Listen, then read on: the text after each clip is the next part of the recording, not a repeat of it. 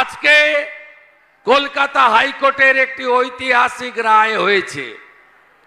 ঐতিহাসিক রায়ে যাদের চাকরি চলে গেছে তাদের নিয়ে আমার কোনো মন্তব্য নেই, কিন্তু এদেরকে দোকানটা খুলে চাকরি বিক্রি করেছিলেন মমতা ব্যানার্জি, তার সাকরেত পার্থ চ্যাটার্জি 30 লক্ষ মেধাযুক্ত কর্মপ্রার্থীর যারা সর্বনাশ করেছেন, আজকে তাদের সর্বনাশ হয়েছে কলকাতা হাইকোর্টের ডিভিশন বেঞ্চে।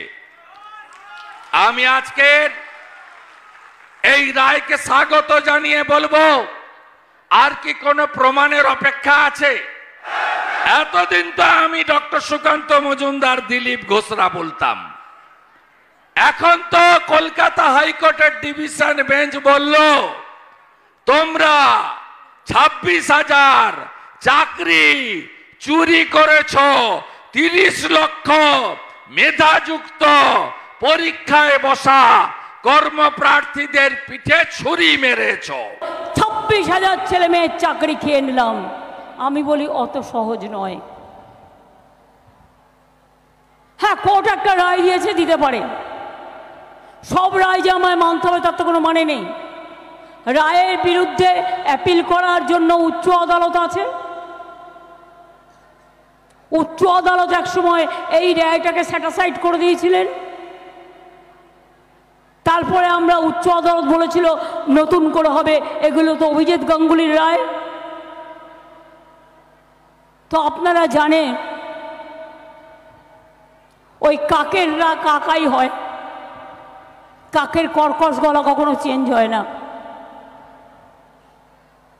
এই রায়ের বিরুদ্ধে আমরা সুপ্রিম কোর্টে যাচ্ছি, ছাত্রছাত্রীদের হয়ে, শিক্ষার্থীদের হয়ে। 23,000 26,000 ছেলে মেয়ে মানে 1.5 লক্ষ 2 লক্ষ পরিবার। আবার বলে কি না 4 সপ্তাহের মধ্যে টাকা ফেরত দাও। চুরি করে ফেরত দেবে না ডাকাতি করে ফেরত দেবে? আজকে তোমরা যারা কাজ করো চেয়ারে বসে সরকারি টাকায়, তারা বলো যে আজকে চাকরি করে সারা জীবন যত ইনকাম করেছো, আজ যদি কেউ রায় দিয়ে বলে সবটা ফেরত দাও, ফেরত দিতে পারবে? এর ফলে আমি জানি অনেকের মন খারাপ। মন খারাপের দরকার নেই, হতাশ হবেন না। আমরা এর জন্য, আমি নিজেও আপনাদের বলছি, আমি অ্যাজ এ ইন্ডিভিজুয়াল আপনাদের সাথে থাকবো। এই রায়টা বেআইনি রায়।